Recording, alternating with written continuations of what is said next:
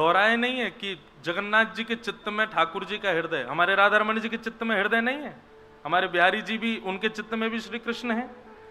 ये सब कोई अलग थोड़ी है, जितने भी कृष्ण स्वरूप विराजमान हैं इन सबके चित्त में ठाकुर जी का हृदय विराजमान है।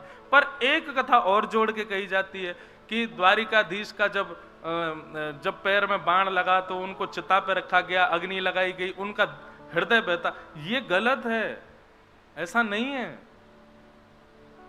ठाकुर जी जन्म लेते हैं, ठाकुर जी प्रकट होते हैं, ठाकुर जी मातृ गर्भ में विराजते हैं, सब क्रिया होती है, पर हमारी तरह पंचभूत में मिलते हैं, ये परम सत्य है। ऐसा नहीं हो सकता कभी भी। श्री जगन्नाथ जी के चित्त में जीवित शालिग्राम विराजमान है, जो कि नील माधव भगवान ही हैं। पूर्व में वहां पर नील माधव भगवान विराजते थे, वहीं पास में ही राजा को दर्शन देते थे। एक दिन ठाकुर जी अदृश्य हो गए, राजा ने प्रार्थना की, तब ठाकुर जी ने आज्ञा दी कि नीम के वृक्ष के उससे ऐसे ऐसे हमारा स्वरूप बनाओ, और उस स्वरूप में तुमको जीवित शालिग्राम जो प्राप्त होंगे, ये मेरा ही स्वरूप, उनको विराजमान करना। 2 आषाढ़ के समय आएंगे, 2 आषाढ़ के महीने एक साथ आएंगे, कभी 15 वर्ष में भी होता है, कभी 35 वर्ष में भी होता है, तब नव कलेवर होगा, ठाकुर जी का नया स्वरूप बनेगा और वही चित्त के शालिग्राम दोबारा उनमें विराजमान किए जाएंगे। कथा कुछ इस प्रकार है, थोड़ा विस्तृत हमने रखा है मन में भाव कि एक बार 3-4 दिन का केवल श्री जगन्नाथ रसामृत करेंगे, उसमें विस्तार से जितनी गुरुदेव की कृपा और वाणी में क्षमता होगी उतना कहेंगे। पर ठाकुर जी को कभी पंचभूत में मिलने वाला मत मानिए, नहीं, वो परम चैतन्य है। जन्माद्यस्य तोन्वयादितरतः, तो जो जन्म मृत्यु से परे है वो परम सत्य है। और क्या लक्षण बताया? बोले चार्थे स्वविज्ञ स्वराट, जो हर किसी से अविज्ञ है, अनविज्ञ नहीं है। अविज्ञ मतलब जो सबको जानता है। मैं आपके पास आऊं, आपको आकर के मुझे बताना पड़ेगा सिर दर्द हो रहा है, पर नहीं, ठाकुर जी को सब पता है, आपकी स्थिति क्या है, परिस्थिति क्या है, क्या आपके लिए उचित है, क्या आपके लिए अनुचित है, वो सब जानते हैं। वो अविज्ञ हैं, अनविज्ञ नहीं है। कई बार ऐसा होता है कि मानव कोई प्रार्थना करता है ठाकुर जी से, पर ठाकुर जी उसको पूर्ण नहीं करते। उस समय मानव यह सोचता है कि ठाकुर जी क्यों पूर्ण नहीं कर रहे, पर वास्तविकता यह है कि ठाकुर जी जानते हैं कि वो तुम्हारे लिए उचित नहीं है, इसलिए तुमको नहीं मिलेगा। जिस प्रकार मां अपने पुत्र से अविज्ञ होती है, अनविज्ञ नहीं है। पुत्र कहे ये खिला दो, ये पिला दो, ये दिला दो, अगर पुत्र की सारी मनोकामना मां पूरी करती होगी तो निश्चित है वो पुत्र बिगड़ जाएगा। लेकिन समय समय पर मां रोकती हो, जो चाहे वो ना देती हो, ऐसे पुत्र का निर्माण अच्छा होता है। ठीक वैसे ही ठाकुर जी हैं, वो अविज्ञ हैं।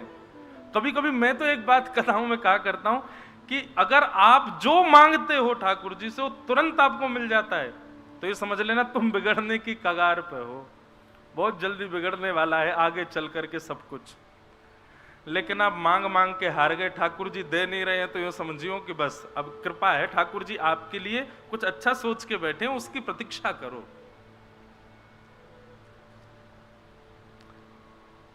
तो जो अविज्ञ हैं, अनविज्ञ नहीं हैं, जो सब जानते हैं किसको क्या चाहिए, किसके हृदय में क्या है, कौन कैसा है। और तीसरा लक्षण क्या है परम सत्य का? बोले स्वराट, वो अपने प्रकाश से प्रकाशित है, उनको किसी से प्रकाश लेने की आवश्यकता नहीं है। हम सब भी सूर्य चंद्र के बिना प्रकाशित नहीं हो सकते, पर ठाकुर जी को उनकी आवश्यकता नहीं है, वे फिर भी प्रकाशवान बने रहते हैं। चार्थे स्वविज्ञ स्वराट, तेने ब्रह्म हृदय आदि कवि, आदि कवि ब्रह्मा को भी जो अपने हृदय से ज्ञान प्रदान कर देते हैं। मुह्यन्ति यत् सूरयः, सारे देवताओं को भी जो अपने वश में करके रखते हैं, अपने आप पर मोहित करके रखते हैं। धाम्ना स्वेन सदा निरस्तकुहकम सत्यम परम धीमहि, ऐसे तेजो वारी मृदाम यथा विनिमयो, पृथ्वी जल तेज वायु आकाश जिनके वश में रहती है, ऐसे परम सत्य श्री कृष्ण को हम बारंबार प्रणाम करते, उनको वंदन करते। ऐसे परम सत्य को हम वंदन करते हैं, ये कहा गया, नाम नहीं लिया गया है, परंतु ये परम सत्य की पूरी सत्ता श्री कृष्ण के अंदर विद्यमान है। ये परम सत्य की पूरी सत्ता श्री कृष्ण में दर्शित होती है। इसलिए हम तो परम सत्य श्री कृष्ण को ही मानते हैं, वे ही परम सत्य हैं। ऐसे प्रथम श्लोक में परम सत्य को वंदन किया गया। श्रीमद् भागवत के द्वितीय श्लोक में 4 बातें बताई गई, विषय, अधिकारी, संबंध और प्रयोजन। बहुत ध्यान से सुनिएगा। कि धर्म प्रोजित कैतवोत्र परमो निर्मत्सराणां सतां, वैद्यं वास्तवमत्र वस्तु शिवदं तापत्रयोन्मूलनम्। कि श्रीमद्भागवते महामुनिकृते किं वा परैरीश्वर सद्यो हृद्यवरुध्यतित्रकृतभिः शुश्रूषुभिस्तत्क्षणात्। बहुत ध्यान से सुनिएगा। सबसे पहली बात, भागवत का विषय क्या है? तो कहते हैं धर्म प्रोचित कैतवोत्र परमो। सुनने वाले के चित्त में अभी क्या होता है कि आप कथा सुनते हैं, सुनने वालों की भी अलग अलग प्रकृति होती है। कोई किस लिए आया है? बोले हमारे जो आयोजक हैं वो हमारे रिश्तेदार हैं इसलिए आए हैं। कई लोग क्यों आए हैं? बोले राह से चलते हुए जा रहे थे, बोर्ड देखा तो आ गए। कई लोग क्यों आए हैं? बोले हमको थोड़ा अच्छा सा लगता है कथा सुनने में। कई लोग क्यों आए हैं? बोले जिज्ञासाएं हैं चित्त में, प्रश्न बहुत हैं, उनका उत्तर चाहते हैं। कई लोग क्यों आए हैं? ठाकुर जी की लीला, ठाकुर जी की कथा, इन सबको सुनने से ऐसा लगता है जीवन की सारी पीड़ाएं समाप्त हो गई। ये सब कारण हैं लोगों के आने के कथाओं में। पर वास्तविक में मूल कारण क्या होना चाहिए? तब कहते हैं धर्म प्रोजित कैतवोत्र परमो। हमारे चित्त में परम धर्म की स्थिति प्रकट हो, उसके लिए कथा सुननी चाहिए। परम धर्म किसे कहते हैं? धर्म और परम धर्म। आप तन की स्थिति के लिए जो भी क्रियाएं करते हो वो सब धर्म कहलाती हैं, पर आत्म कल्याण के लिए जो क्रिया करते हो उसको परम धर्म कहते हैं। बहुत ध्यान से सुनिएगा। हम लोग एक हैं पर हमारी स्थितियां दो हैं। एक तो देह है जो सबको दिख रहा है, और ये देह इस पृथ्वी पर ही हमको मिला है, इस पृथ्वी पर ही रह जाएगा। पर एक जो चैतन्य इस देह के भीतर विराजमान है वो हमारी दूसरी स्थिति है, जो बदलता रहता है, कर्मानुसार अलग अलग स्थानों पर जाता रहता है। अभी हमारी स्थिति क्या है? अभी तक हम केवल इस देह को ही केंद्र में लेकर के जी रहे हैं। इसको खिलाना है, इसको पहनाना है, इसको श्रेष्ठ बनाना है। ये जहां से निकले लोग बाग कहें जय हो महाराज, सल्यूट करें, इसकी श्रेष्ठता बढ़ाने में लगे हैं। जब आप इसकी श्रेष्ठता बढ़ाने की क्रियाएं करते हैं वो धर्म कहलाता है। पर जब आप इससे परे होकर के इसके भीतर विराजमान जो वो चैतन्य आत्मा है उसके कल्याण का भाव रखते हैं, तब परम धर्म कहलाता है। समझ में आई बात? नहीं आई? श्रीमद् भागवत सुनने का विषय नहीं है बंधुओं। अगर सुनने बैठोगे कुछ समझ नहीं आएगा। ध्यान से सुनो और फिर उसका चिंतन करो कि क्या कहा गया है।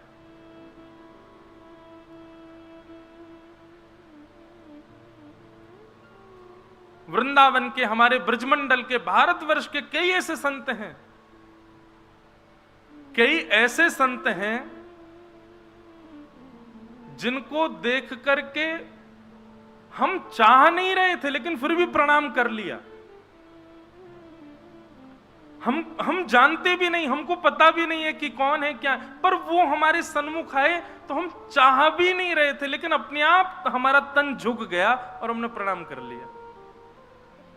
समझ जाना, ऐसे किसी भी व्यक्ति के सामने आप सहज ही झुक जाते हैं, निश्चित ही वो परम धर्म का अवलंबी है, वो अपने अपने आत्म कल्याण के मार्ग पर चल रहा है। इसीलिए आपकी आत्मा ने आपको फोर्सफुली अपने आप ही उसके सामने बो डाउन कर दिया। इसको कहते हैं परम धर्म।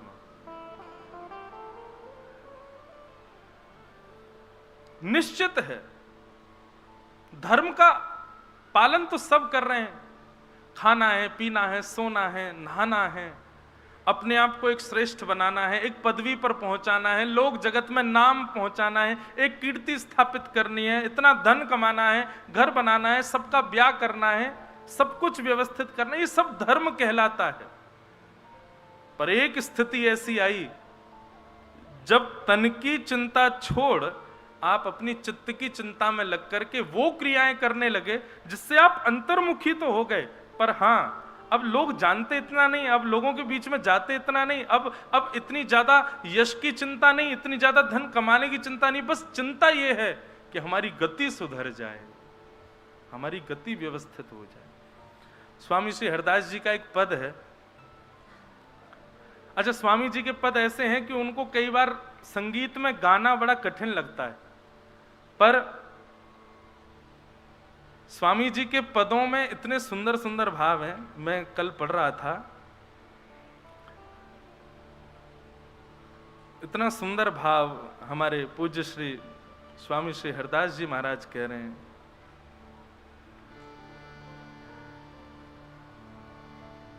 स्वामी जी कह रहे हैं, ठाकुर जी मेरी स्थिति और आपकी स्थिति क्या है?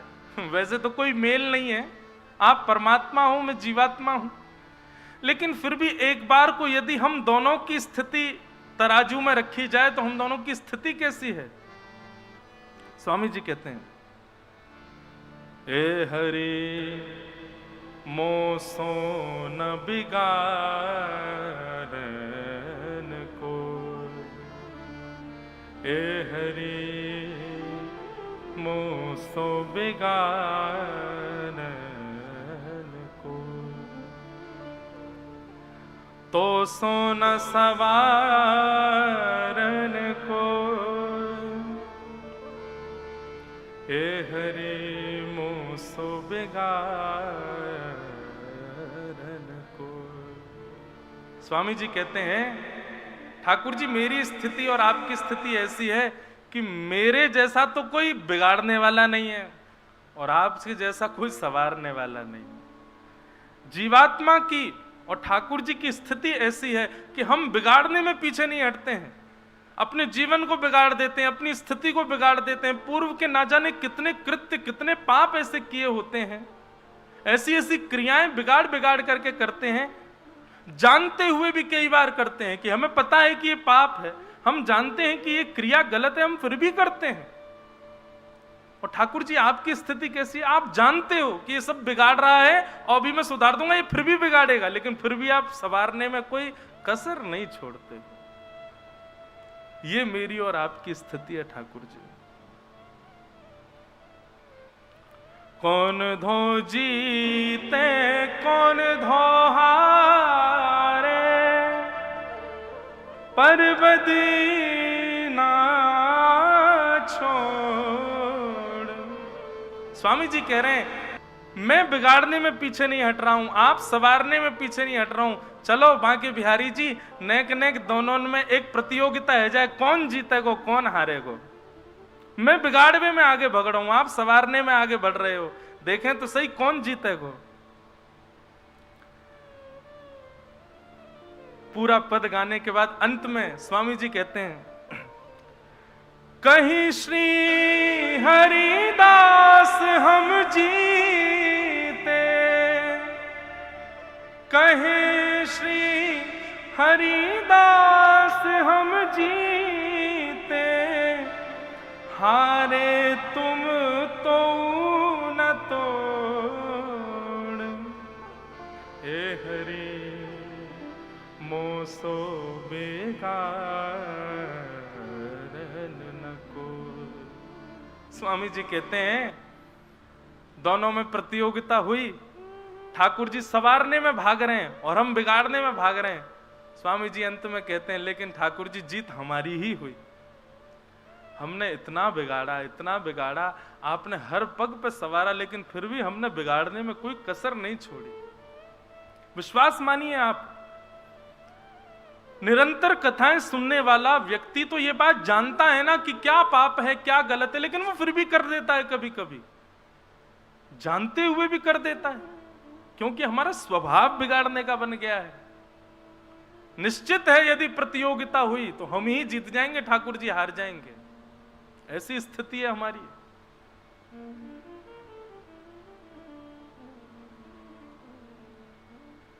तो श्रीमद् भागवत सुनने के पीछे उद्देश्य क्या रखिए?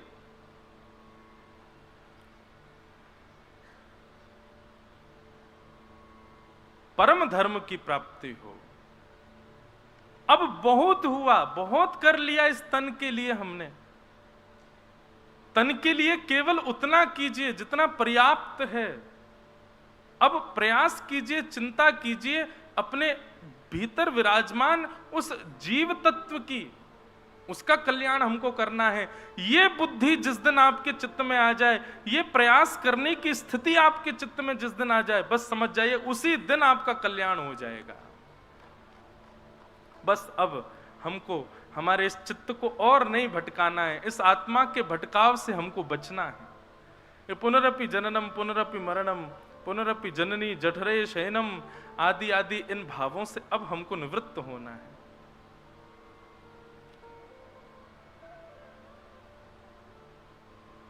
कुंज भवन प्राप्त हो, श्री जी की मधुर लीलाएं, मधुर सेवा का सौभाग्य मिले, बस और कोई इच्छा नहीं है अब हमारी।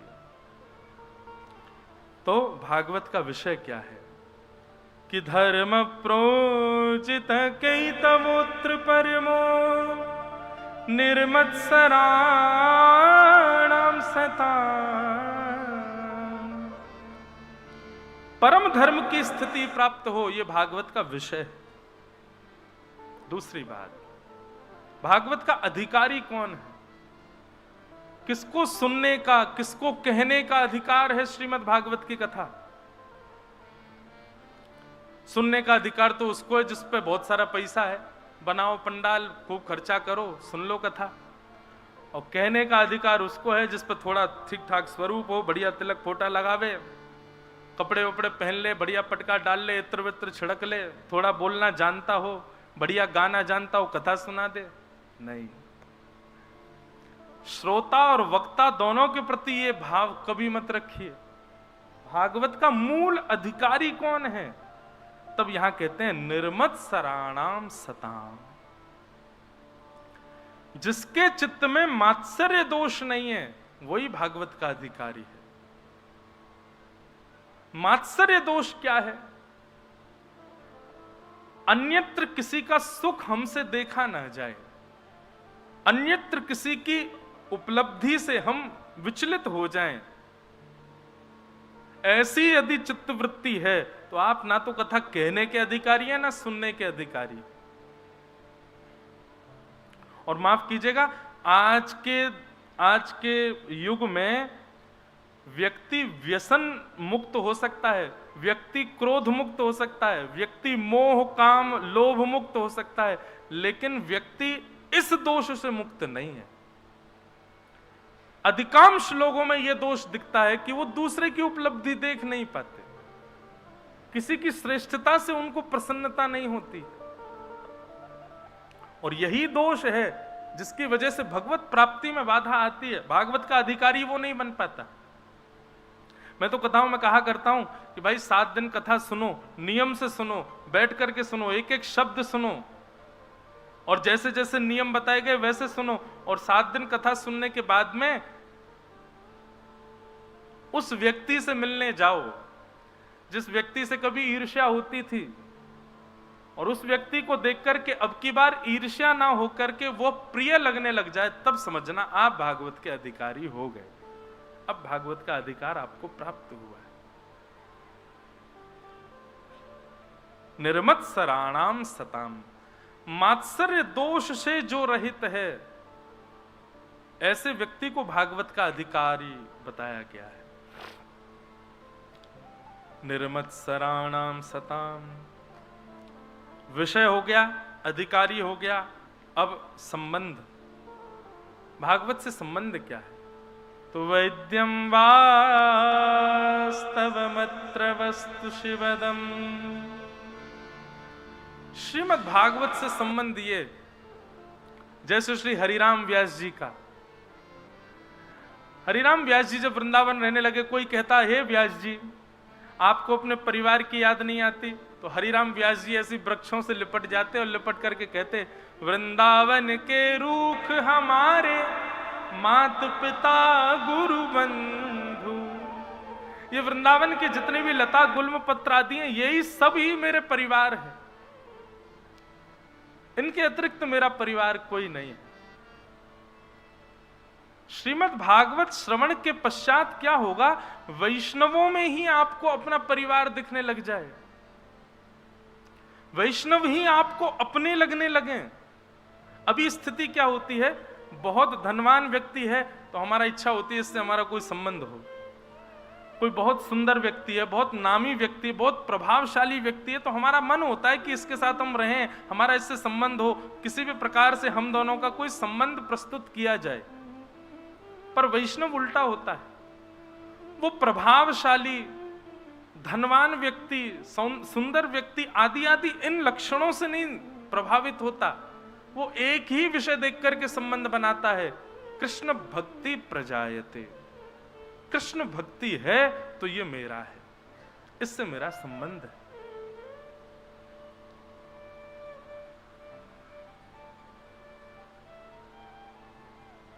अरे मानव की क्या बात करें, ठाकुर जी भी इसी भाव को देख करके संबंध बनाते हैं।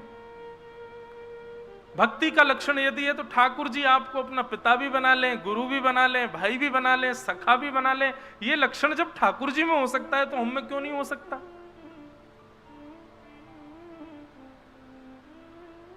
वृंदावन के रसिकाचार्यों को, वृंदावन के रसिक जनों को ही अपना अपना अपना कोई ना कोई संबंधी मानो, और संबंधी क्या अपना मानो, ये हमारे हैं। ये भाव प्रस्तुत होने लग जाए तब समझो आप भागवत के अधिकारी बन चुके हो। वैद्यम वास्तव मत्र वस्तु शिवदम, कल्याण करने वाले लोगों के साथ में संबंध बनाने की भावना प्रस्तुत होना, यह भागवत का संबंध का प्रयोजन है।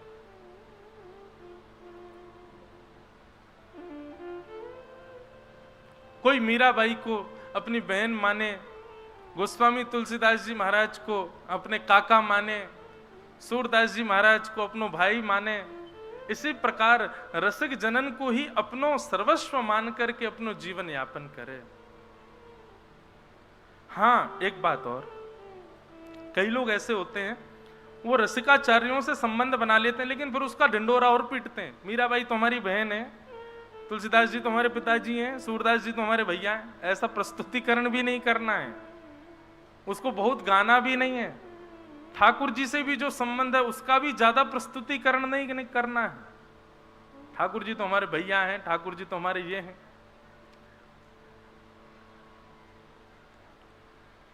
अयोध्या में श्री कनक बिहारी जी हैं, जैसे हमारे वृंदावन में वृंदावन बिहारी जी, ऐसे अयोध्या में श्री कनक बिहारी लाल।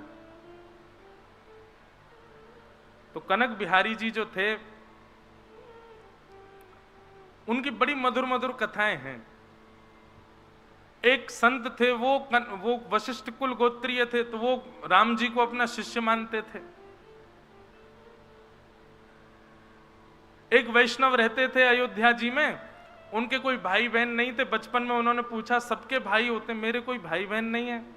तो उनके माता जी ने ऐसे सहज भाव से कहते, बोले राघव जी तुम्हारे भैया हैं और छोटे भैया हैं तुम्हारे। तो तब से ही राम जी को अपने छोटे भाई मानने लगे। रोज जाते इसी भाव से ही मिलने जाते कि मैं बड़ा भाई हूं, ये मेरे छोटे भाई हैं। कुछ दिन तक तो जाते रहे लेकिन उनका भाव इतना प्रगाढ़ हो गया कि अब स्थिति ये हो गई कि जब वो मंदिर में जाते थे, किसी ना किसी रूप में बगल में बैठी हुई राम जी के श्री किशोरी जी या तो अपनो घूंघट आगे कर लेती, या फिर अपने आगे की जो दो पल्ले में किवाड़ होवे ना मंदिर के गर्भगृह की, तो वह किवाड़ को फेर देती। कैसे भी ना कैसे करके, जैसे बहू है ना, छोटी है, हमारे जेठ जी हैं, जेठ के सामने थोड़ा ना एक मुख ढकना चाहिए, तो सियाजू उस संबंध का निर्वहन करके उनको बताती हैं। एक दिन पुजारी जी भूल गए, अब तो थोड़े और आगे जब लीला बढ़ी, थोड़े बड़े हो गए, तो सबको पता चल गया कि भैया ये बड़े भैया के रूप में आते हैं और सियाजू इनके सामने संकोच करती हैं। तो अपने आप ही पुजारी जी आधा गेट बंद कर देते थे, सिया जी छुप गए, तो वो दूर से ही कोने से खड़े होते, राम जी को आशीर्वाद दे, तो भैया ठीक रहो, सब आनंद रहो, तुम्हारा सब मंगल हो, कह के चले जाते। एक दिन पुजारी जी भूल गए तो सीता जी ने स्वयं ही किवाड़ बंद कर दी, वो हमारे जेठ जी आए हैं। अच्छा, एक बात और बताएं, मानव संबंध निभाना नहीं जानता, हमारे ठाकुर जी संबंध निभाना जानते। आप बनाओ तो सही, निभावे की जिम्मेवारी उन पर ही छोड़ दी हो, वो निभावेंगे। आप बस संबंध बना लो, और संबंध बना करके बस ये प्रस्तुत कर देना प्रमाणित रूप से कि हाँ ठाकुर जी ये संबंध हमारा है आपसे, और वो प्रतीक्षा करना प्रमाणित ठाकुर जी करेंगे उसको। और ये बात बिल्कुल सत्य है, ठाकुर जी प्रमाणित करते हैं। अनेक लीलाएं हैं, अनेक कथाएं हैं, कहीं गुरु रूप में। दक्षिण भारत में हमारे गुरु परंपरा में, श्री रामानुज गुरु परंपरा में हमारे रामानुजाचार्य जी के ठाकुर जी से 4 संबंध हैं, पिता, पुत्र, गुरु और शिष्य। ठाकुर जी उनको अपना पिता भी मानते हैं, रामानुजाचार्य जी को। ठाकुर जी उनको अपना गुरु भी मानते हैं, ठाकुर जी उनको अपना पिता भी मानते हैं, ठाकुर जी अपना पुत्र भी मानते हैं, चारों संबंधों में विद्यमान। तो दक्षिण में एक ठाकुर जी का स्थान था संपत कुमार भगवान, अभी भी है संपत कुमार भगवान। तो संपत कुमार भगवान जो थे, कोई मुगल शासन के समय पर कोई मुगल गया और मुगल जाकर के जैसे ही मंदिरों में जाते थे तोड़ फोड़ मचाने के लिए, तो मुगल जैसे ही वहां गया,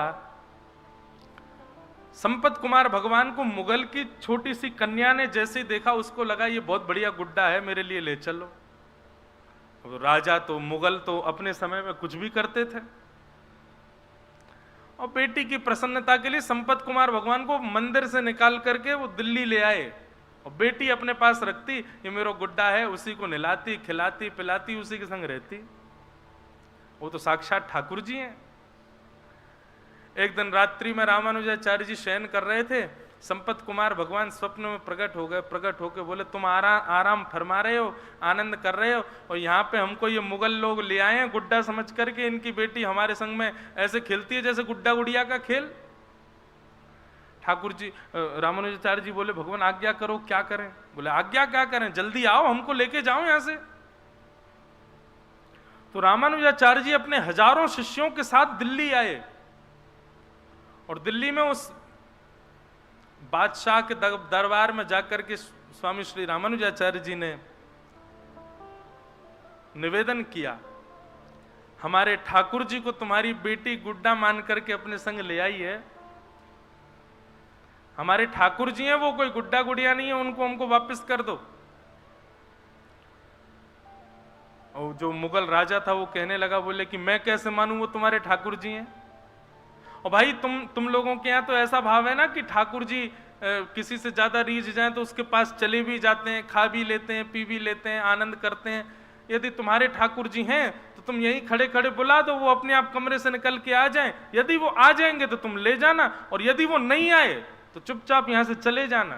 ठाकुर जी को वो जो भी हैं वो यहीं रहेंगे, मेरी बेटी खेलती है उनके साथ। रामानुजाचार्य जी वहीं बैठ गए, नेत्र बंद करके ध्यान किया संपत कुमार भगवान का, और कहा, हम हजारों किलोमीटर पैदल चल करके दिल्ली तक आ गए हैं, अब आप कृपा करो, आप कक्ष से निकल करके बाहर आ जाओ, अपनी प्रभुता प्रस्थापित करो, चलो हमारे साथ। नेत्र बंद करके प्रार्थना की तो ठाकुर जी उनके चित्त में आकर के कहने लगे, बोले ये कलयुग है और कलयुग में मैं अर्चक के अधीन होता हूं। अर्चक चाहेगा तो सोऊंगा, अर्चक चाहेगा तो उठूंगा, अर्चक खिलाएगा तो खाऊंगा, अर्चक नहलाएगा तो नहाऊंगा। मैं अपने योग बल से कुछ नहीं करता हूं, मैं अर्चक के अधीन होता हूं। आप ही कक्ष में आइए, मुझको लेकर के जाइए। और जब ठाकुर जी इतना प्रवचन सुनाने लगे तो रामानुजाचार्य जी को गुस्सा आ गया ठाकुर जी पे। बोले हम इतने 1000 किलोमीटर पैदल चल के आ गए, वैसे आपको कुछ भी करना हो तो उसमें कोई विधान नहीं आपका है। बलि के यहाँ जाके 2 पग से 3 लोग नाप लेते हैं, खुद के मन में आ जाए तो कुछ भी करोगे, लेकिन हम कह रहे हैं तो अब आप यहाँ पे आकर के मैं तो अर्चक के अधीन हूं, वो चाहेगा तो ही चलूंगा, वही चाहेगा तो ही करूंगा, बैठे रहो यहीं पे, हम जा रहे हैं वापस यहां से। ठाकुर जी पर जब थोड़ा क्रोध किया तो ठाकुर जी को ऐसा भाव आया कि ये मेरे पिता हैं और मैं इनका पुत्र हूं। और उसी भाव से देखते ही देखते बादशाह के सामने अपने आप संपत कुमार भगवान की प्रतिमा चल करके आई मूर्ति, और कमरा से बाहर आकर के श्री रामानुजाचार्य जी की गोद में आकर के विराजमान हो गए। रामानुजाचार्य जी ठाकुर जी को हृदय से लगाए, बादशाह भी नतमस्तक हो गया और रामानुजाचार्य जी ठाकुर जी को लेकर के आए, पुनः मंदिर में स्थापित किया, उनका प्राण प्रतिष्ठा हुई। प्राण प्रतिष्ठा महोत्सव के बाद देखा तो वो राजा बादशाह जो था वो अपनी सेना और अपनी पुत्री के साथ द्वार पर खड़ा था। रामानुजाचार्य जी बोले आप क्यों आए हैं? बोले महाराज मेरे जीवन में मेरी सबसे बड़ी प्रसन्नता केवल मेरी बेटी की प्रसन्नता, और जब से आपके ठाकुर जी चले गए मेरी बेटी बहुत रोती है, आप कृपा करो भगवान, मेरी पुत्री को एक बार उनका दर्शन करा दो। रामानुजाचार्य जी उस बालिका को दूर मंदिर के दूर से ही जैसे ही गर्भगृह में बैठे संपत कुमार भगवान को दिखाया, ठाकुर जी के मुख पर मुकुट देख करके शंख चक्र गदा पद्म चतुर्भुज रूप में ठाकुर जी का दर्शन करके उस बादशाह की जो पुत्री थी उसने वहीं प्राण त्याग दिए ठाकुर जी को देखते देखते। रामानुजाचार्य जी के चित्त में भाव आया, बोले कि ये ठाकुर जी को नहीं, ठाकुर जी इसको स्वीकार कर चुके हैं। और तभी उन्होंने टर्की अंबा, वो टर्की का था राजा, तो आज भी दक्षिण में मां को अंबा बोलते हैं, अंबा बोलते हैं, तो टर्की अंबा करके छोटा सा विग्रह ठाकुर जी के बगल में स्थापित किया उस बादशाह की पुत्री का। और आज भी साल में एक दिन आता है, उस दिन ठाकुर जी का उस कन्या से विवाह होता है, और ठाकुर जी उस दिन पठानी कपड़े पहनते हैं क्योंकि वो टर्की के बादशाह की पुत्री है। मैं दर्शन तो नहीं किए लेकिन मैंने कथा सुनी है। तो मैं क्या कहना चाहता हूं, आप संबंध बनाओ, निभाने की जिम्मेवारी ठाकुर जी पे छोड़ो, वो निभाएंगे और ये निश्चित निभाएंगे। ठाकुर जी बड़े दयालु, ठाकुर जी बड़े कृपालु।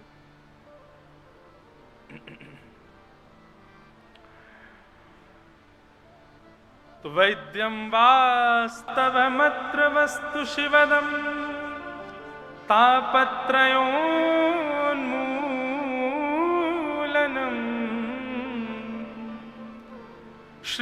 श्रीमद्भागवते महामुनिकृते किं वा परैरीश्वरः सद्यो हृद्यवरुध्यते त्रिकृतभिः शुश्रूषुभिस्तत्क्षणात्।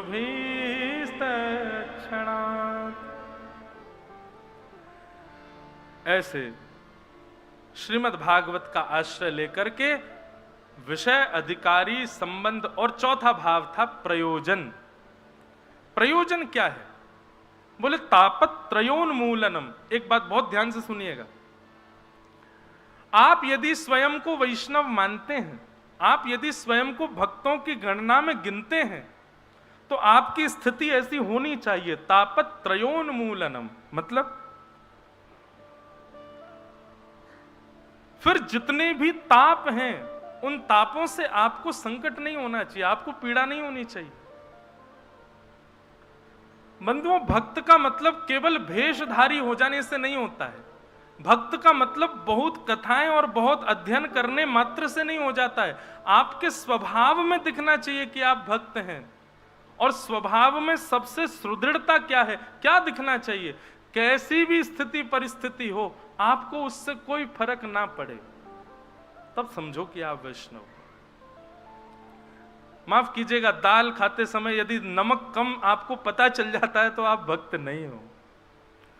रोटी पाते समय आपके मन में ये भाव आ जाता है, अरे राम राम ठंडी सी हो गई है, तो समझो अभी आप भक्त नहीं हो।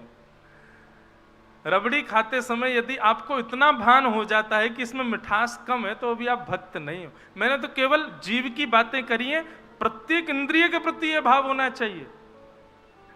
चलो देखो, अब आप कहोगे महाराज खुद तो 2 एसी लगा के बैठे, हमको समझा रहे हैं, आके देख लो इनमें से हवा कुछ नहीं आ रही है बल लगे हुए हैं ये। पर सत्य बताएं, गर्मी का अनुभव कब तक होता है? जब तक कथा शुरू नहीं हो जाती। जैसे ही बोलना प्रारंभ करते हैं, उसके बाद सही बता रहे हैं, हमको पता ही नहीं चलता कि यहां से हवा आ रही थी कि नहीं, कहीं से पसीना आ रहा था। और तो और क्या बताएं, हमको संसार में सबसे ज्यादा भय केवल एक वस्तु से लगता है, और मैं काम कर रहा हूं कि उस भय से मैं जल्दी निवृत्त हो जाऊं। और वो भय है, मुझको छिपकली नहीं दिखनी चाहिए, बस वो अगर दिख जाए तो मैं। लेकिन व्यासपीठ पे कई बार वो भी दिखी है, और कथा करते करते ये मॉनिटर रखे रहते, इसके ऊपर ही बैठी थी, 4 घंटा बैठी रही, और मैंने कथा करी प्रेम से। ये बात तो अनुभव में आई कि जितनी देर भगवत सन्निधि में रहते हैं, उतनी देर संसार का भय हो, संसार का सुख हो, संसार की किसी भी प्रकार की व्यवस्था, अवस्था, अव्यवस्था आपको विचलित नहीं करती है। परंतु भगवत संबंधी नहीं, हर स्थिति में हम ऐसे हो जाएं, हमको किसी भी प्रकार की किसी भी अव्यवस्था व्यवस्था से कोई प्रभाव हमारे ऊपर ना हो, तब समझो हम भक्त हैं, हम वैष्णव हैं। तब समझो भक्ति अब आ रही है। हाँ, इसका मतलब ये नहीं है कि प्याज लहसुन नहीं खाते, कहीं प्याज लहसुन का मिले तो महाराज जी तो कह रहे थे कुछ फर्क नहीं पड़ना जी, खा लो, ऐसा नहीं। हाँ, तामसिकताएं जो हैं, दूषित वस्तु जो है, भगवत निवेदित जो वस्तु नहीं हो सकती, उनसे तो बचना ही है। पर किसी भी प्रकार की स्थिति आपके चित्त को हिला ना सके, आपके चित्त को विचलित ना कर सके। तापत्रयोन्मूलनम, ये तो मैंने व्यवस्था और आदि आदि वस्तुओं की बात की, पर जीवन में आने वाले संकटों का भी ज्यादा प्रभाव नहीं। जैसे कि हमारे श्री कुंभन दास जी, अष्ट सखा श्री कुंभन दास जी मेरे को बहुत प्रिय लगते हैं। श्री कुंभन दास जी के जीवन चरित्र में वर्णन आता है कि कुंभन दास जी तिलक जब करते थे ना, उनके पास आरसी नहीं थी, शीशा नहीं था। एक कठौते में जल भरते और जल में छाया देखते अपने मुख की, तब तिलक लगाते थे, तब स्वरूप करते थे। कुंभन दास जी इतने दुर्बल थे कि उनके पास बैठने के लिए अच्छा वाला आसन नहीं था। गायों को खिलाने वाली घास फूस आदि जब सूख जाती, उसी से ही सुंदर कुशा का एक आसन बनाते, उस पर बैठते थे। कुंभन दास जी की स्थिति ऐसी थी कि राजभोग तो मंदिर में पाते थे, पर साईं के प्रसाद की कोई ठिकाना नहीं होता था कि घर पे बन पाएगा क्या। ऐसी स्थिति में श्री कुंभन दास जी थे, लेकिन कभी भी अपने चित्त से ठाकुर जी से शिकायत करी हो, कभी नहीं। निरंतर भजते थे ठाकुर जी को।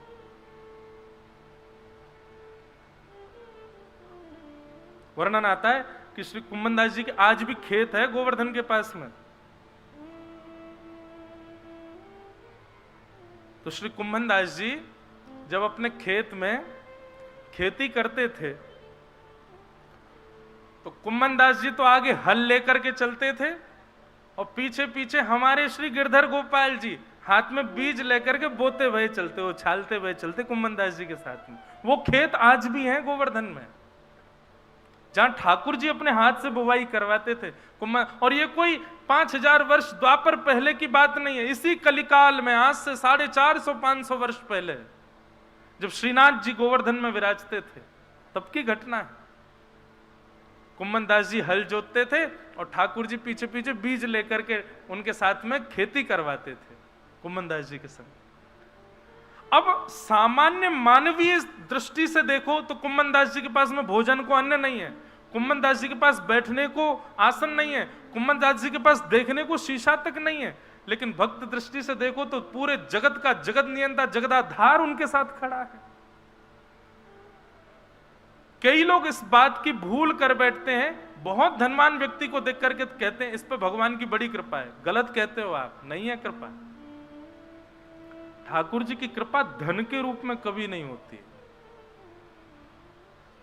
ठाकुर जी की कृपा बाह्य दिखने वाली व्यवस्थाओं से कभी नहीं होती है। ठाकुर जी की कृपा आपके स्वभाव से होती है। आपका स्वभाव यदि सुंदर है तब समझो हाँ ठाकुर जी ने कृपा कर रखी है इस पर। इसका स्वभाव देखो, व्यवहार देखो, इसकी बुद्धि की सरलता देखो, सहजता देखो, निर्मलता देखो, तब समझो ठाकुर जी की कृपा है। लोग धनवान हो गए, लोग ऐश्वर्यवान हो गए, लोग सब प्रकार सर्वगुण संपन्न हो गए और कहते हैं ये ठाकुर जी की कृपा। ये ठाकुर जी की कृपा नहीं है। कुम्मनदास जी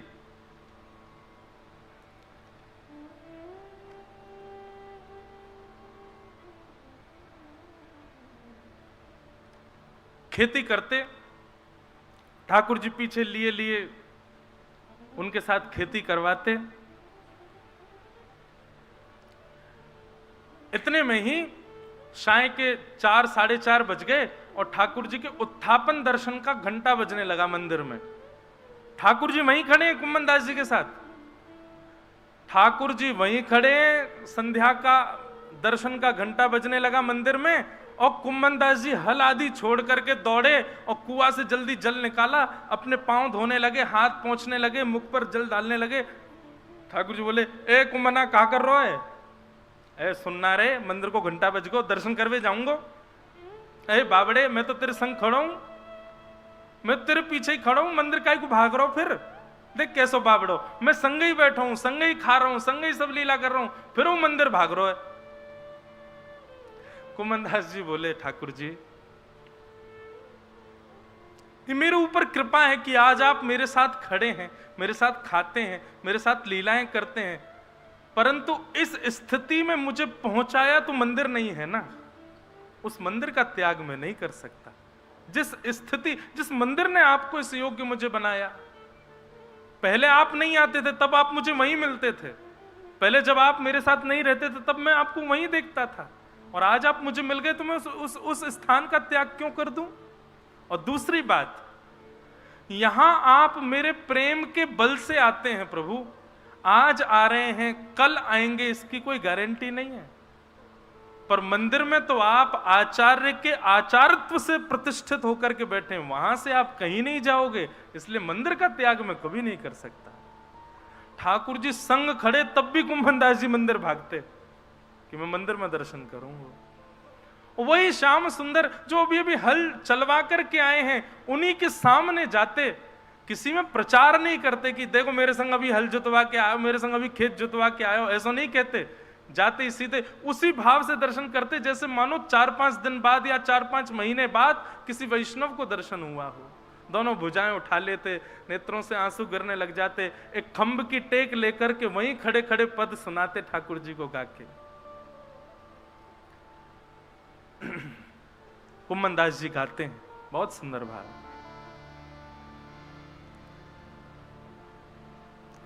नैन पलक लागे नहीं रूप देख, नैन पलक लागे नहीं रूप देख। कितने सुंदर हैं ठाकुर जी कि एक बार जब श्याम सुंदर दिखते हैं ना तो ये आंखों की पलकें जो हमारे वश में नहीं होती हैं,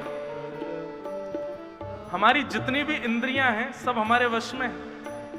हम जब चाहते हैं ये इंद्रियां तब वही क्रिया करती हैं, परंतु नेत्रों के जो ये पलक है ना ये हमारे वश में नहीं। हम सोच के कभी पलक नहीं झपकते, अपने आप ये अपने आप होती रहती हैं, ये हमारे वश में नहीं होती। लेकिन कुम्मनदास जी कहते हैं जिस दिन श्याम सुंदर आपको वास्तव में दिख गए, आप चाहोगे भी ना तो भी आपकी पलक झपक नहीं पाएंगे, ऐसा है उनका रूप। आहा।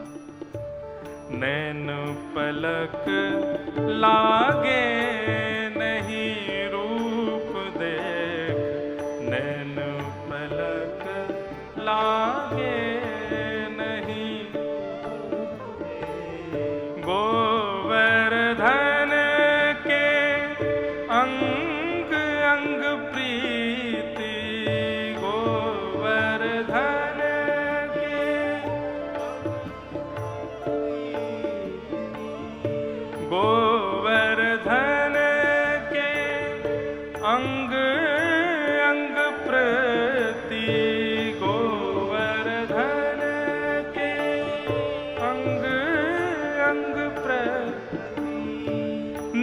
निरखी नैन मन रहत नहीं, निरख नैन मन रहत नहीं, नैना पलक लागे नहीं रूप देख, नैन पलक लागे नैन पलक लागे नहीं रूप देख, नैन पलक लागे। बंधुओं, कभी कभी इन पदों को पढ़ते हैं तो हमको लगता है कि हमने तो दर्शन किया ही नहीं अभी तक। हम राधा रमण जी का दर्शन करने जाते हैं और चंद मिनटों में दर्शन करके फिर निकल भी आते हैं। इसका मतलब क्या है? कुम्भन दास जी जिस स्थिति का वर्णन कर रहे हैं, ये स्थिति हमारे साथ तो कभी घटी ही नहीं है। नैन पलक लागे नहीं रूप देख, गोवर्धन के अंग अंग प्रति निरख नैन मन रहत नहीं। इसी भाव का वर्णन श्री प्रहलाद जी महाराज करते हैं। जब नृसिंह भगवान ने पूछा कि तुमको मेरे रूप से डर नहीं लगता, तब प्रहलाद जी कहते हैं, ठाकुर जी मैंने पहले से ही विचार किया था कि जिस दिन आप आओगे, आपके पैर के नख से लेकर के आपके मुख तक एक एक रों का दर्शन करूंगा।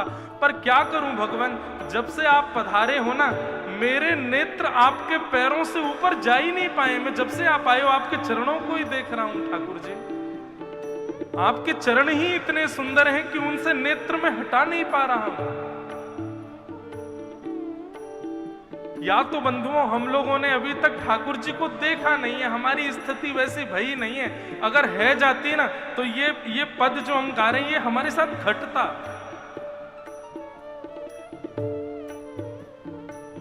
कुम्भनदास जी कहते हैं, कहारी कहो कछु कहत न आवे, कहारी कहो कछु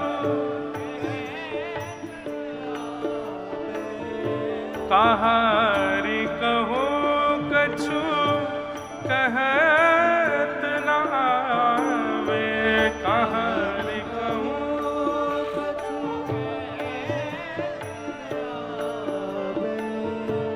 चित चुरायो वह मांग दही, चित चुरायो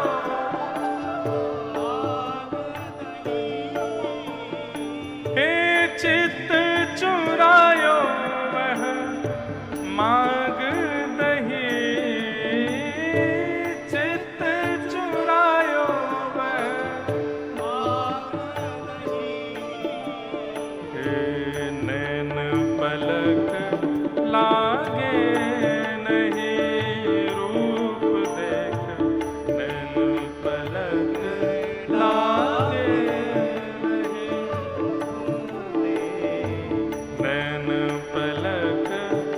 लागे नहीं रूप देख, नैन पलक लागे।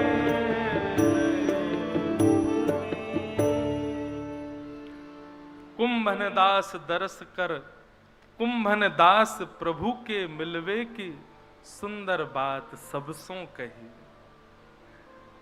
5 मिनट पहले ही जो क्रीड़ा करके आए हैं ठाकुर जी, उन्हीं ठाकुर जी का वही श्रृंगार है, वही स्वरूप है, वैसे ही सब कुछ है। वही ठाकुर जी जब जाकर के गर्भगृह में विराज गए तो श्री कुम्भन दास जी बिल्कुल ऐसे हो जाते हैं जैसे बिल्कुल अभी अभी देखा हो। और देख करके अपनी स्थिति को कहते हैं कि क्या कहूं, किससे कहूं अपने हृदय की वेदना। इतने प्यारे हैं श्याम सुंदर, इन्होंने चित्त मेरा हरण कर लिया है। इतने सुंदर सुंदर रों हैं ठाकुर जी के, ऐसे सुंदर सुंदर अलकावली, ऐसे सुंदर अंग हैं ठाकुर जी के कि एक अंग को भी एक जीवन पर्यंत देखो तो भी कम पड़ जाएगा। ऐसे सुंदर हैं श्याम सुंदर। कुम्भन दास जी का प्रसंग हमने क्यों उठाया था? कुम्भन दास जी की भक्ति सुन ली, और कुम्भन दास जी की स्थिति क्या थी कि घर में तिलक लगाने को शीशा भी नहीं है। बैठने के लिए आसन भी नहीं है, प्रसाद पाने के लिए अन्न भी नहीं है। वो है श्री कुंभनदास। लेकिन कभी भी अपनी स्थिति के चलते ठाकुर जी से कभी याचना की हो या अपनी स्थिति की उनको पीड़ा कभी हुई हो, ऐसा कभी नहीं हुआ। इसको कहते हैं तापत्रयोन्मूलनम। हमें अपनी पीड़ा दिखाई देती है, अपनी पीड़ा समझ आती है, अपनी पीड़ा का अनुभव होता है और ठाकुर जी से कहने की इच्छा होती है, तो अभी आप भगवदीय नहीं हुए हो। ये प्रेम का स्वभाव तो संसार में भी है कि जिससे हम बहुत प्रेम करते हैं ना, वो सन्मुख यदि आ जाए तो हम छुपाते हैं कि हम पीड़ा में, उसको नहीं बताते। तो फिर ठाकुर जी को क्यों बताते हैं हम? तापत्रयोन्मूलनम। और यदि पीड़ा अपनी दिखती है, बहुत पीड़ाओं का अनुभव होता है, तो आइए भागवत जी की शरण में, यही करेंगी आपको, तापत्रयोन्मूलनम। फिर अनुभव नहीं होगा।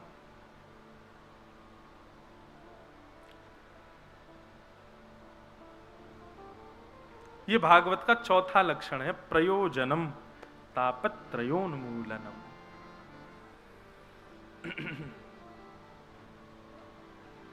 वृंदावन में कई ऐसे रसिक संत हैं, एक दो उनको तो मैं भी जानूं, वो मधुकरी पाकर के प्रसाद मधुकरी लेकर के और मधुकरी पाते हैं। और मधुकरी भी ऐसे नहीं पाते कि गए आपके यहां और मधुकरी लेकर के आए तुरंत पा ली, नहीं। हमारे घर के बगल में, बिल्कुल बगल में ही है भागवत निवास, वहां के कई संत पतो कहा करें, मधुकरी लेकर के जाएंगे और फिर ब्रज की रज में गड्ढो करेंगे और जितनी मधुकरी लेके आए सब्जी अलग करके रोटी कुआ में गड्ढे में गाड़ देंगे भीतर ब्रज की रज में ही, और फिर नाम जप करेंगे। जब नाम जपते जपते जपते नेक भूख तेज है जाए, तब वही रज को हटाए के बामे तो रोटी निकाल के बाकू झाड़ के बाकू पाले। ऐसी मधुकरी पामे। हम लोग कर सके ऐसो? नहीं कर सके, क्योंकि हमको स्थिति अवस्था व्यवस्था सब समझ आती है, पर वैष्णव को इन सब से कोई फर्क नहीं पड़ता। वो हर स्थिति में रह लेता है, हर स्थिति हर व्यवस्था हर अवस्था उसके लिए समान हो जाती है। बहुत व्यवस्थित कर दो तो प्रसन्न नहीं होगा, बहुत अव्यवस्थित कर दो तो दुखी नहीं होगा, वो सम ही रहेगा दोनों अवस्थाओं में। तापत्रयोन्मूलनम। श्रीमद्भागवते महामुनि कृते किंबा परैरीश्वर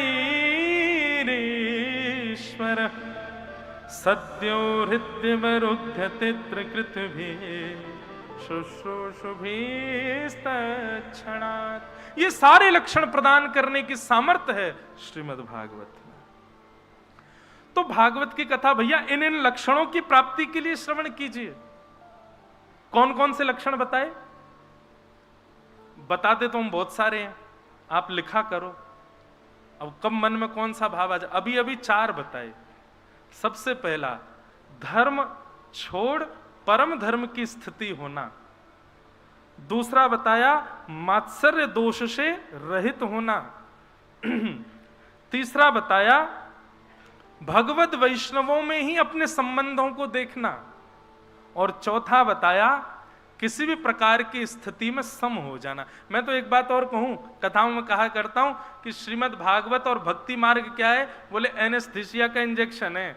आपको लग गया फिर सुनने है जाओगे, फिर पता नहीं चलेगी का हेरो का ना हेरो, कौन हमते कछु कह गयो, कोई ने हमते कछु बुरो बोल दियो, याने मुझको गारी दई, याने मेरो सम्मान कियो।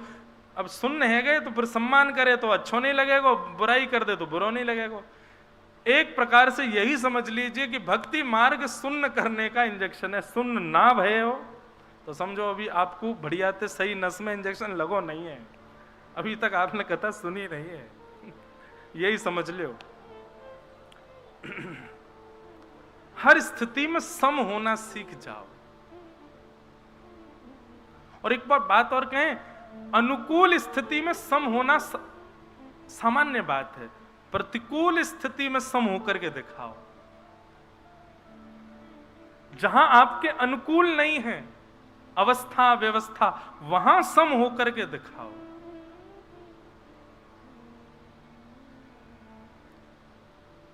भक्ति बड़ी कठिन है, जिसको हम बड़ी आसानी से कर रहे हैं और दिखा रहे हैं कि देखो हम भक्त हैं, बहुत कठिन। इस प्रकार श्रीमद् भागवत का मंगलाचरण गाया गया। 2 श्लोक हुए, अब तीसरा श्लोक। निगम कल्प तरोर्गलितम फलम सुख मुखादमृत द्रव संयुतम पिबत भागवतम रसमालयम मुहुर्हो रसिका भुवि भावुकाः। निगम कल्प तरोर्गलितम फलम सुख मुखादमृत द्रव संयुतम। वेद रूपी कल्प वृक्ष का पका हुआ फल है श्रीमद् भागवत। वक्ता को चाहिए सुख मुखाद अमृत द्रव संयुतम। वक्ता को चाहिए इस व्यासपीठ पर सुख बनकर के बैठे, तोता बनकर के बैठे। अब ये तीसरा श्लोक जो है ये वक्ताओं के लिए। वक्ता को चाहिए कि जब व्यासपीठ पर बैठे तो अपने अंदर ये भावना लाए, जैसी भावना एक सुख की होती है, जैसी भावना एक तोते की होती है। तोते का स्वभाव कैसा होता है, सुख का स्वभाव कैसा होता है? वो वृक्ष में सबसे मीठे फल को ही चखता है। सुख का ही स्वभाव होता है। सुख ने जिस फल पर मुख लगा दिया, निश्चित है 110% है कि वो फल मीठा ही होगा। आजकल तो नहीं मिलते, हमें तो अभी तक बहुत दिनों से ऐसा मिला ही नहीं कोई फल। हाँ, सांसारी फल नहीं मिला, भागवत फल तो मिला है जो सुखदेव जी का उच्छिष्ट है, पर सांसारी फल जैसे आम हो, अमरूद हो, सेब हो, ऐसा कोई फल अभी बहुत दिनों से नहीं मिला जिसमें सुखदेव जी का मुख लगा हो। पहले होते थे, हमारे नाना जी, दादा दादी सब लोग लाते थे, बोले आए खा ले लाला जे मीठो होएगो। मैंने काय को जामे तोता ने मुख लगाए रखो, वह खाए देखो तो मीठो ही होतो। आप लोगों ने भी खाए होंगे बचपन में, अब तो नहीं मिलते। सुख मुखाद, तो तोते का स्वभाव क्या होता है? वो वृक्ष में सबसे मीठे फल को खोजेगा, उसमें मुख लगाएगा, स्वयं भी रस लेगा, और जब मुख निकाल करके बाहर आएगा तो फल से निकलने वाले टपकने वाले रस जब पृथ्वी पर गिर जाते हैं, कई छोटे छोटे कीड़े मकोड़े भी उस रस को ले लेते हैं। उस फल को तोड़ के कोई ले जाता है, जाकर के खाता है, परिवार में बांटता है, जिसको देता है उन सबको भी रस मिल जाता है।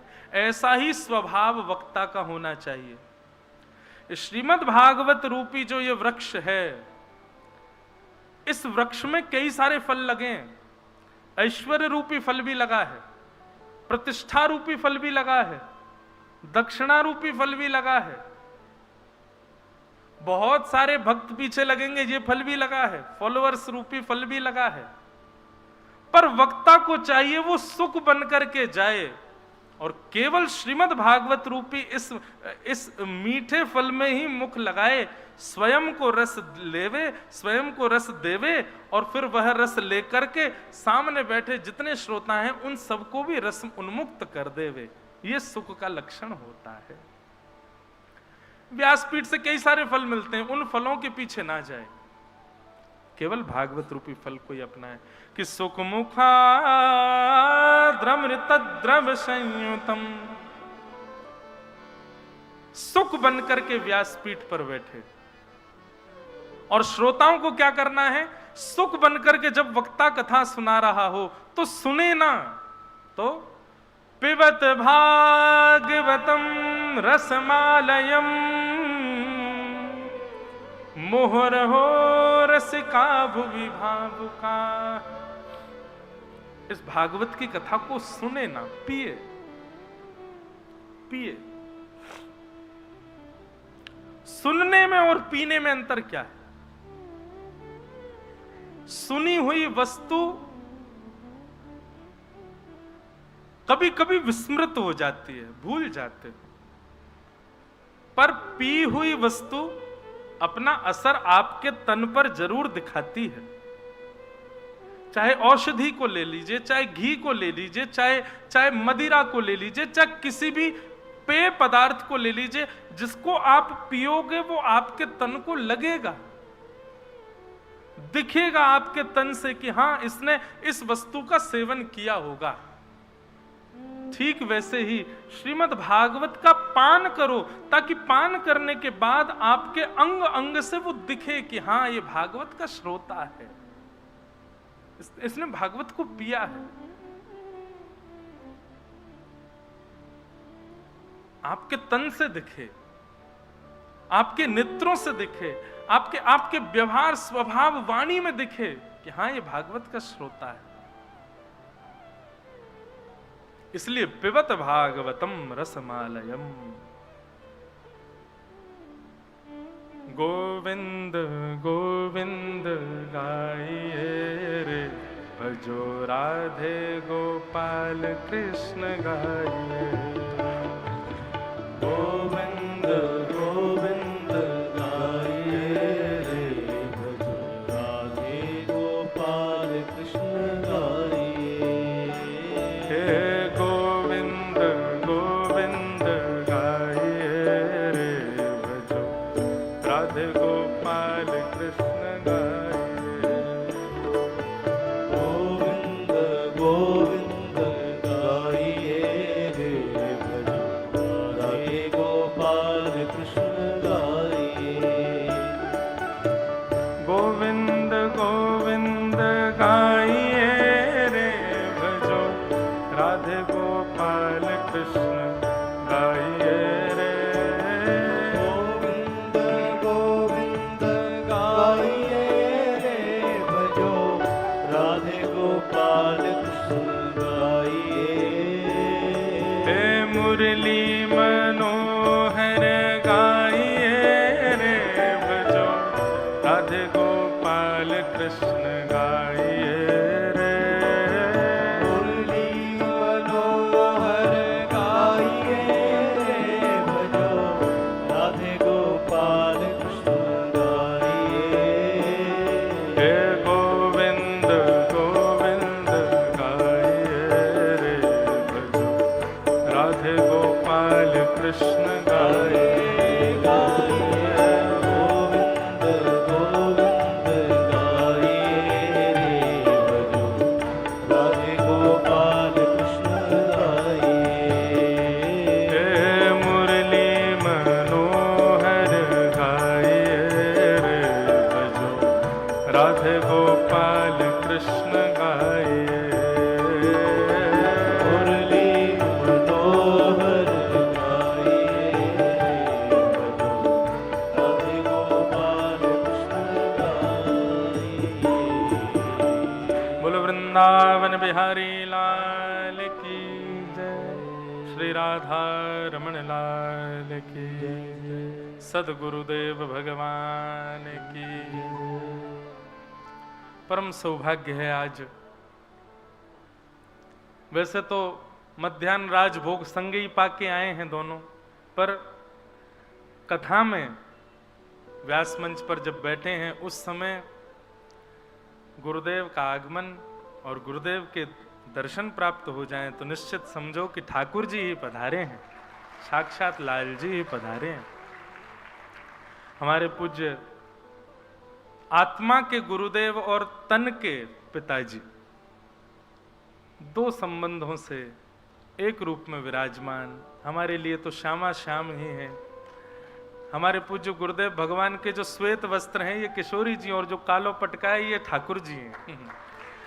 दोनों श्यामा श्याम ही विराज रहे हैं। ऐसे श्यामा श्याम के रूप में पधारे पूज्य गुरुदेव भगवान, जिनकी कृपा से दास को कुछ कहने का, कुछ अपनी टूटी फूटी वाणी से बस कुछ भी बोलने का जो ये भाव मिला है, जिनकी कृपा से मिला है, ऐसे गुरुदेव भगवान आए। आपके श्री चरणों में बारंबार प्रणाम। यह भी एक संयोग वृंदावन का है कि यहाँ नित्य दर्शन होते हैं, यहाँ नित्य संत महापुरुष आते रहते हैं। और हमारे लिए तो इतने सौभाग्य की बात, हम कोई संत के दर्शन ना भी करवे जाएं तो हमारे घर में ही ऐसे संत घूम रहे हैं, वही दिख जाएं तो हमें लगे कि बस है गो कल्याण। सुबह उठते ही दर्शन है जाएं, रात को सोवे जाएं तो दर्शन करके चले जाएं। और इतने सहज भाव में ये संबंध मिला है कि शिष्य के नाते आज्ञा का पालन भी होता है और पुत्र पिता के नाते जो है वाद संवाद भी होता है दोनों, क्योंकि केवल गुरु का संबंध एक जगह हो तो वहां तो संकोच होता है कि हम गुरु जी से कैसे बोले, पर संकोचवश कई कई जगह रुक जाते हैं, लेकिन कई जगह पुत्र होने के नाते अपना भाव भी रख देते हैं। तो दोनों भावों से जो संबंध निर्वहन होता है, बड़ी कृपा है। हम तो कभी कभी कथाओं में मैं कहता हूं कि ठाकुर जी ने कितनी कृपा करी। पहली कृपा करी मानव बनायो, दूसरी कृपा करी ब्रजवासी बना दियो, और तीसरी कृपा करी कि ब्रजवासी में हूं कोई कहीं भी ब्रज में दे देते जन्म, वृंदावन में ही जन्म दियो। और हमारी जन्मभूमि भी यही है, 200 मीटर आगे एक हॉस्पिटल है, वो हॉस्पिटल वो बंद है, वो दिखे शराब हॉस्पिटल अभी खुला है, मैं तो गया ही नहीं, 27 वर्ष पहले जन्म लिया, उसके बाद कभी नहीं गया उसमें। पर हाँ, जब भी वहां से निकलता हूं प्रणाम कर, मैंने कि यही मेरी जन्म स्थली है। तो जन्म भी मिला तो ब्रज में मिला, ब्रज में भी वृंदावन में मिला। ठाकुर जी देखो इतने में भी रुके नहीं, और कृपा करी सो ठाकुर जी के घर में जन्म दियो है। ऐसे घर में जन्म दियो जहां जन्म लेते ही सबसे पहले कानन में श्रीमद् भागवत के श्लोक ही गूंजे होंगे। ठाकुर जी इतने में भी रुक जाते कि भाई ठीक है बहुत कर दी कृपा, अब रुक जाओ, नहीं माने नहीं है, फिर भी नेक बड़ो भयो सो व्यासपीठ दे दे, बोले अब मेरी कथा तू भी गा। इतने सब अनुग्रह करवे के बाद भी ठाकुर जी माने नहीं, और कृपा कर दी, बोले नहीं अब मेरी सेवा और कर। तो गिरधर लाल जी आ गए, वो सेवा भी करा रहे हैं। बड़े कृपालु हैं भैया ठाकुर जी, सब पे अनुग्रह करें, सब पे कृपा करें। बस ठाकुर जी से प्रार्थना है ये अनुग्रह, ये कृपा सदैव बनाए रखें। वैसे तो निर्गुण भक्त जो होता है ना, वो उस कृपा की भी कामना नहीं करता ठाकुर जी से। वो क्रम जब आएगा ना, सात्विक रजोगुणी सात्विक निर्गुणी आदि भक्तों के, तब उस क्रम का मैं विस्तार करूंगा। वो मुक्ति की भी कामना नहीं, हम भी नहीं करते मुक्ति कामना। हम तो एक बात कथा में कहते हैं कि अगर ठाकुर जी मुक्ति देंगे भी ना तो वैकुंठ जाएंगे, ये तो निश्चित है कि वैकुंठ तो मिलेगा। कथा इतनी गा रहे हैं तो इतनी तो कृपा कर ही देंगे, ठाकुर जी वैकुंठ बुलाएंगे। पर वैकुंठ बुला के हम ठाकुर जी से कहेंगे ठाकुर जी हमको ऐसे ही वैकुंठ में बैठवे के काजे मत बुलाओ। ठाकुर जी ने कहा करेगा, बोले आपको कथा सुनाऊंगा आपकी, और ठाकुर जी को बैठा के उन्हीं की कथा फिर ठाकुर जी को सुनाएंगे। हम सत्य बताएं, हमारी यही इच्छा है कि शाम सामने बैठे और उनकी कथा उनको सुनाई जाए।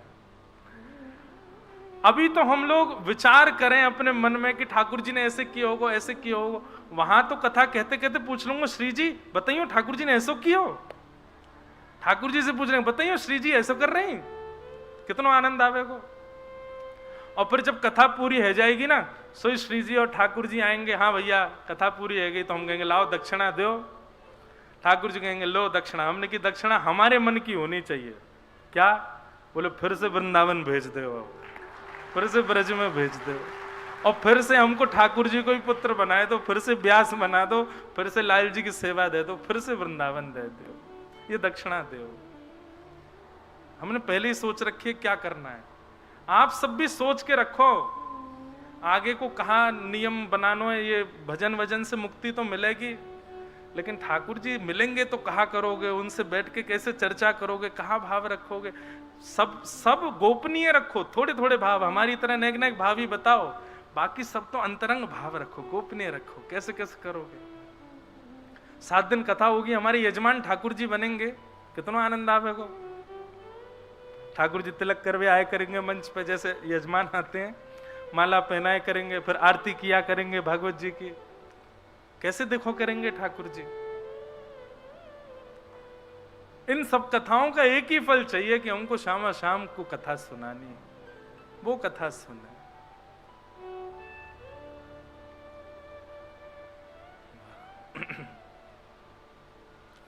एक विनय पत्रिका का एक पद है गोस्वामी तुलसीदास जी का, इतना सुंदर पद है।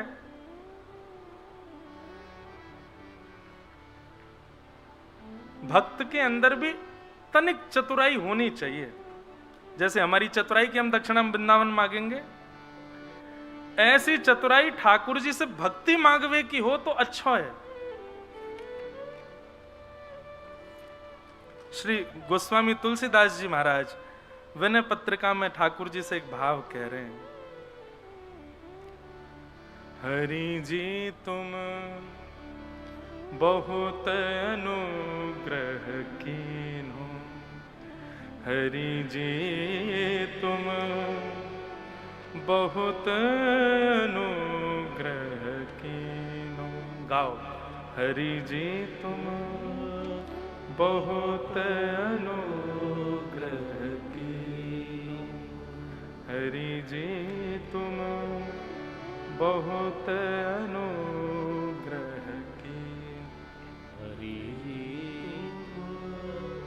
बहुत अनुग्रह कीन्हो। जब तक पद मिल नहीं जाए दोहराते रहो, हरि जी तुम बहुत अनुग्रह। अच्छा एक और बात है, जब तक मिलेगा नहीं, जब तक मैं ढूंढता रहूंगा, और जैसे ही प्रसंग से आगे बढ़ूंगा सुई निकल आवे वो।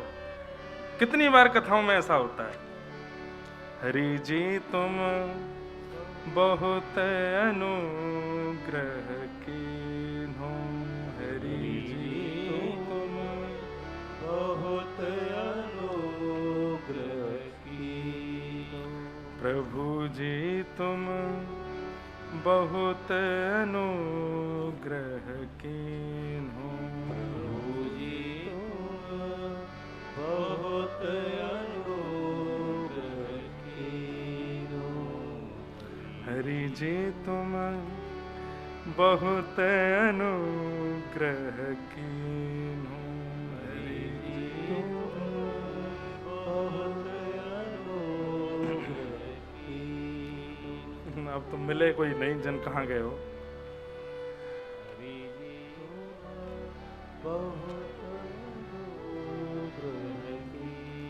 लो भैया एक पंडित आपने ढूंढ के दो यहाँ में से, तब तक हम आगे को प्रसंग कहें।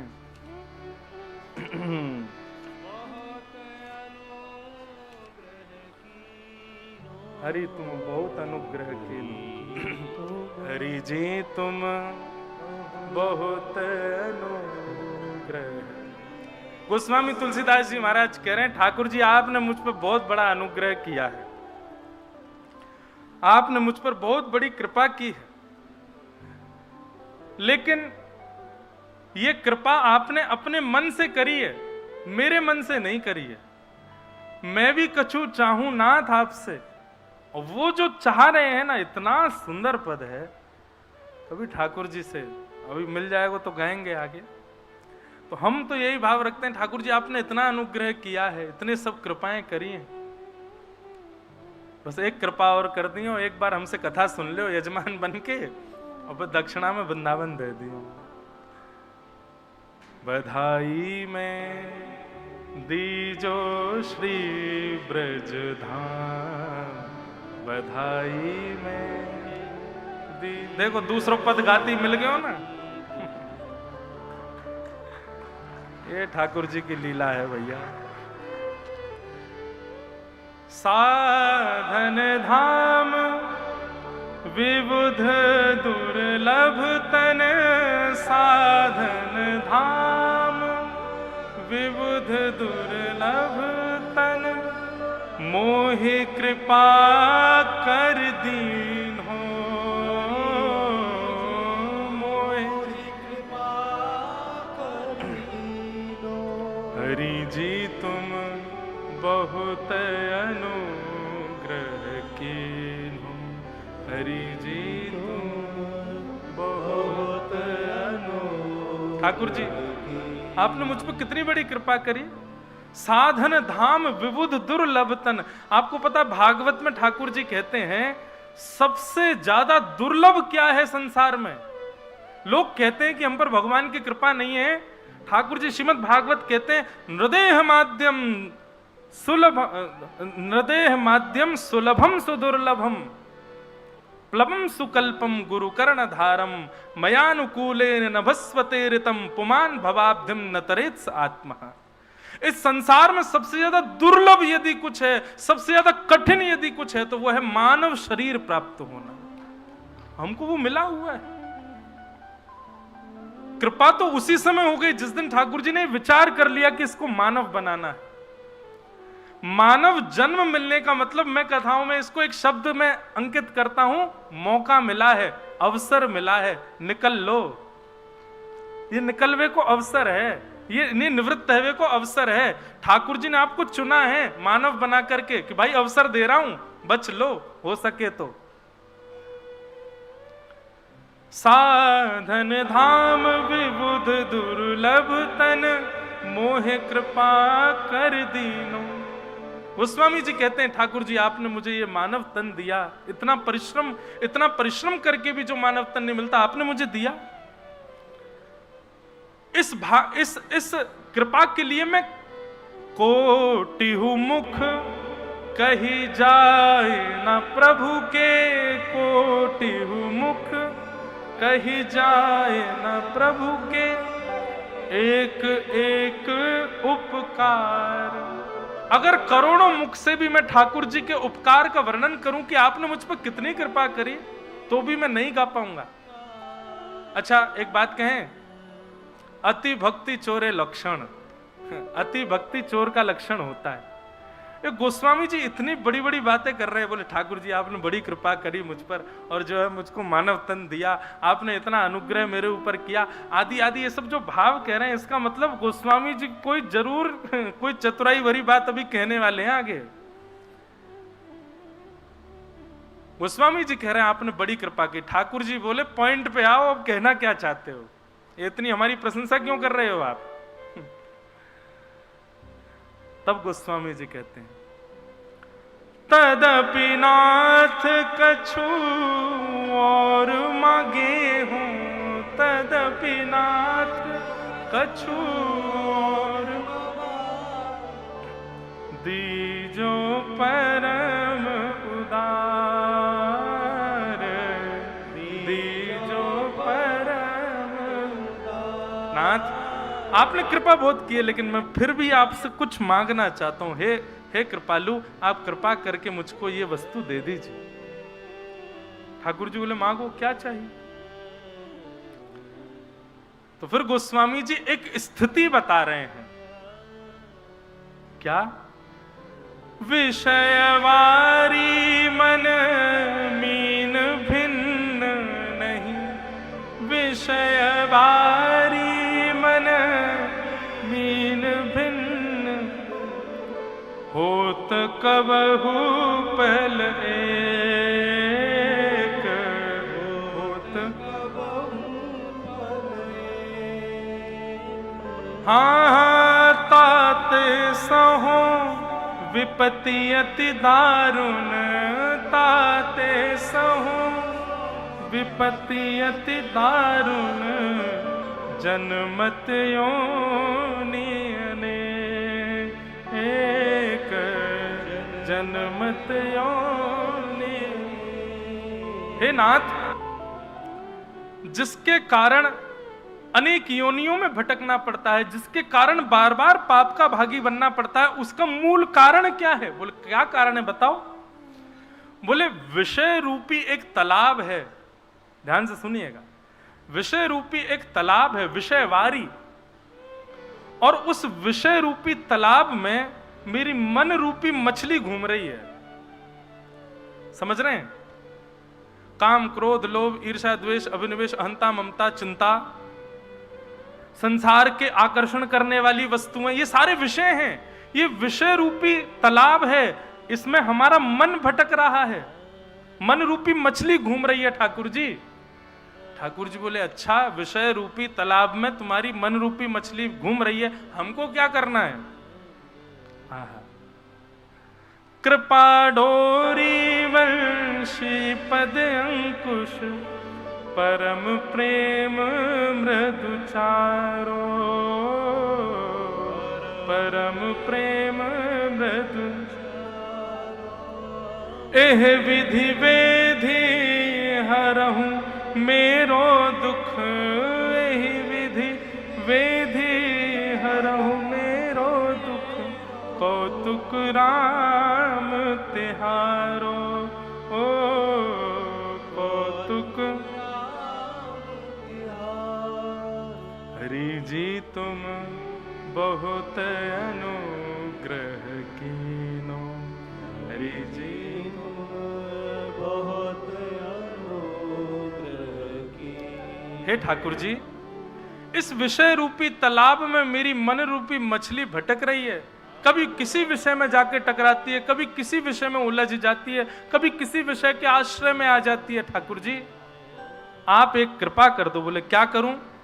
बोले आप जिस प्रकार मछली पकड़ने वाला एक व्यक्ति एक लंबे से बांस पर डोरी लगा करके उसमें कांटा फंसा करके तालाब में फेंकता है और फेंक करके तब तक बैठा रहता है जब तक मछली आकर के उस कांटे से अटक ना जाए, जैसे ही उस कांटे में आकर के मछली अटक जाती है, तुरंत वो मछली पकड़ने वाला व्यक्ति तुरंत बांस को पीछे खींच लेता है और रस्सी में फंसी हुई मछली को बाहर निकाल लेता है। ठीक वैसे ही ठाकुर जी मेरी मन रूपी मछली जो है विषय रूपी तालाब में फंसी हुई है, मेरे प्रयास करवे में यहां से बाहर नहीं आ रही है।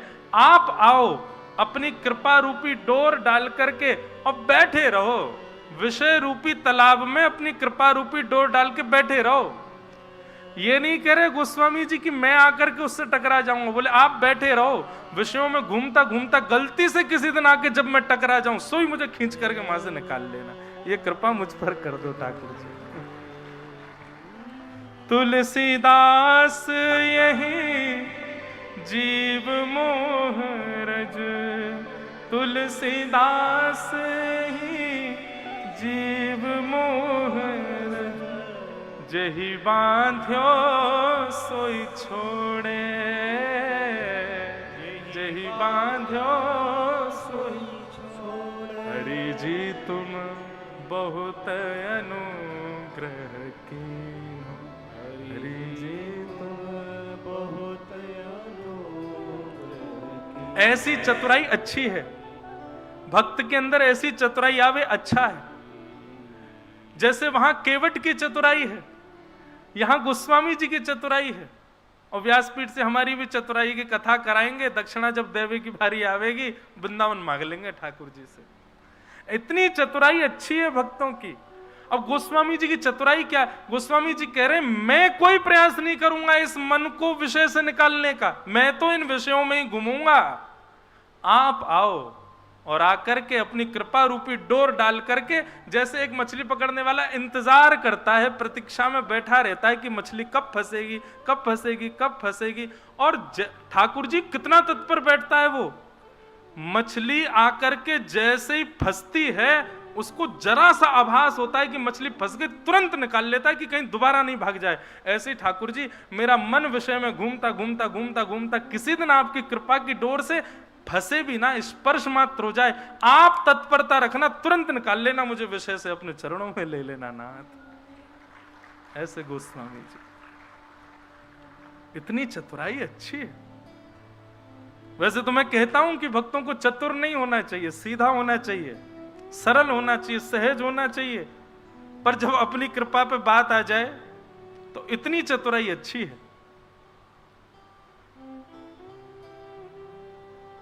ऐसी प्रिय चतुराई भी भागवत जी प्रदान करती हैं। ऐसी प्रिय लगने वाली चतुराई जिससे ठाकुर जी भी वश हो जाएं, वो भागवत जी की कृपा से ही आता है, वो भागवत जी के अनुग्रह से ही संभव होता है।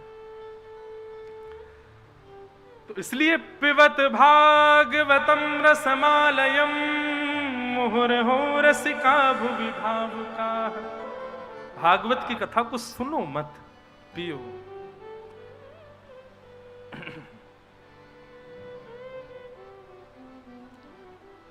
बहुत सुंदर एक भाव है, मुझे बड़ा बढ़िया लगता है। कोई पीवे कोई पीवे कोई पीवे संत सुजान नाम रस मीठा रे, नाम रस मीठा रे, नाम रस मीठा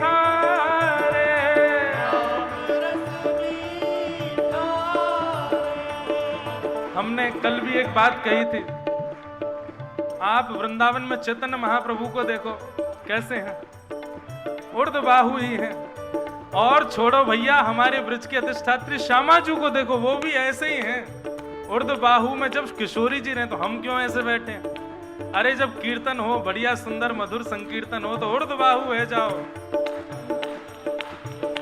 कोई पीवे, कोई पीवे, कोई पीवे, कोई पीवे, कोई पीवे, कोई पीवे, कोई पीवे, कोई पीवे संत सुजान नाम रस मीठा रे, नाम रस मीठा रे, कृष्ण रस मीठा रे, कृष्ण रस मीठा रे, श्यामाजू रस मीठा रे, नाम रस मीठा रे, बोलो भक्त वत्सल भगवान की।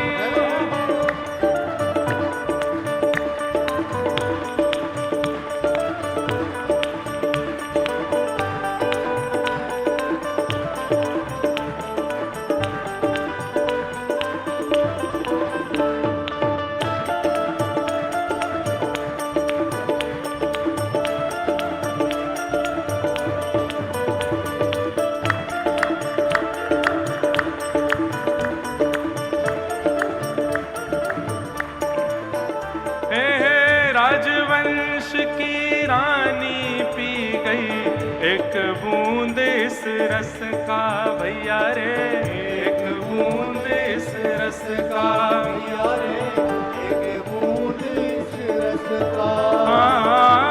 आधी रात महल तज चल दी, रहा न मनवा बस का भैया रे, रहा न मनवा बस का भैया रे, गिरधर की दीवानी मीरा, गिरधर की दीवानी मीरा, गिरधर की दीवानी मीरा, गिरधर की दीवानी मीरा। ओ ध्यान छूटा अपयश का भैया रे, ध्यान छूटा अपयश का भैया रे, ध्यान छूटा अपयश का भैया रे, ध्यान छूटा अपयश का। ओ वन वन डोले श्याम दीवानी, वन वन डोले श्याम दीवानी, हाँ वन वन डोले श्याम दीवानी, वन वन डोले श्याम दीवानी। क्यों लाग्यो नाम का चस्का, नाम रस मीठा रे, नाम रस मीठा रे, नाम रस मीठा रे, नाम रस मीठा रे। जय हो। कोई पीवे, कोई पीवे, कोई पीवे, कोई पीवे, कोई पीवे, कोई पीवे, कोई पीवे, कोई पीवे, कोई पीवे संत सुजान नाम रस मीठा रे, नाम रस मीठा रे, कृष्ण रस मीठा रे, कृष्ण रस मीठा रे, नाम रस मीठा रे, नाम रस मीठा रे, कृष्ण रस मीठा रे, कृष्ण रस मीठा रे। ओ नामदेव रस पिया रे अनुपम, सफल बना